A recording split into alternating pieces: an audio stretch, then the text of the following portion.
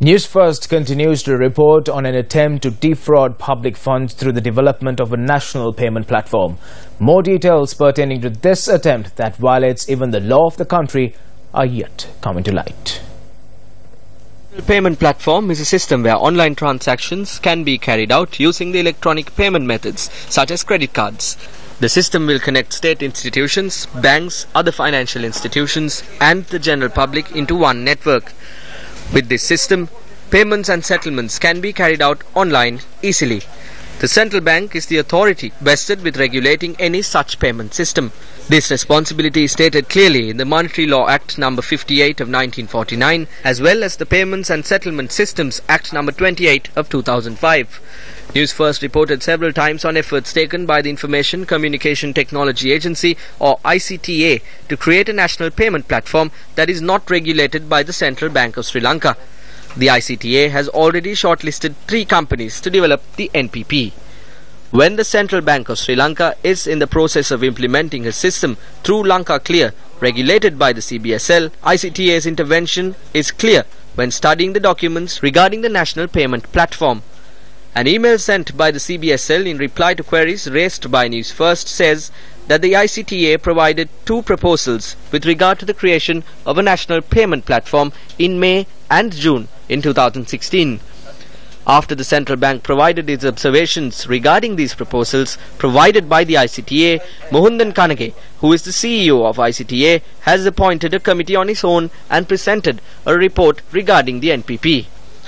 This is the letter the Governor of the Central Bank wrote on the 8th of July to the Finance Minister at the time, Ravi Karunanika, presenting facts about this committee report. The Governor says that the ICTA has set up a 14-member committee without discussing with the Central Bank and provided this particular report in question.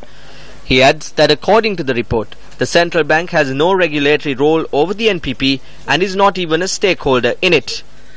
Dr. Kumaraswamy says that the members of the committee have signatures at the end of the report with no approval, verified or agreed clauses, and that there is no evidence indicating the basis on which the committee members have signed the report.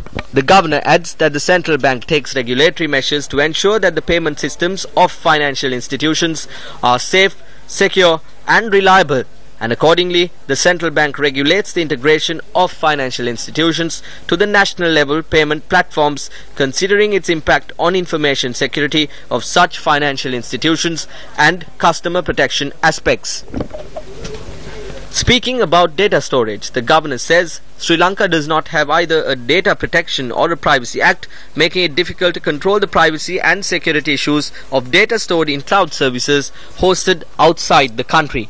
Dr. Indrajit Kumaraswamy clearly states that the proposed NPP of the ICTA should be under the supervisory and regulatory scope of the Central Bank. The prospectus of one of the companies shortlisted, TotalPay, says that they have been awarded the right to operate as a digital instruction provider or a DIP to the national payment platform by ICTA.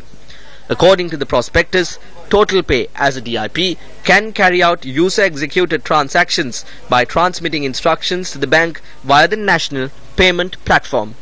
TotalPay Private Limited, which has been registered as a company on the 1st of March 2016, has 5 directors and shareholders.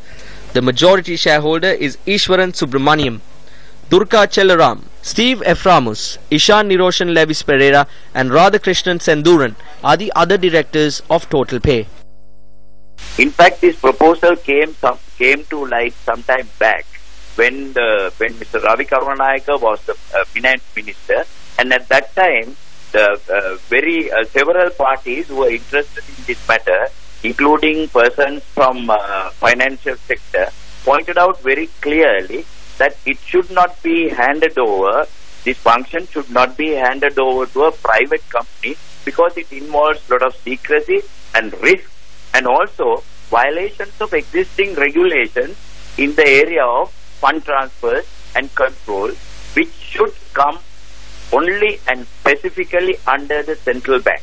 And with that being the case, we do not know why an attempt is made to hand over such an important function to a private organization, and this looks like this is another business proposal more than a service requirement.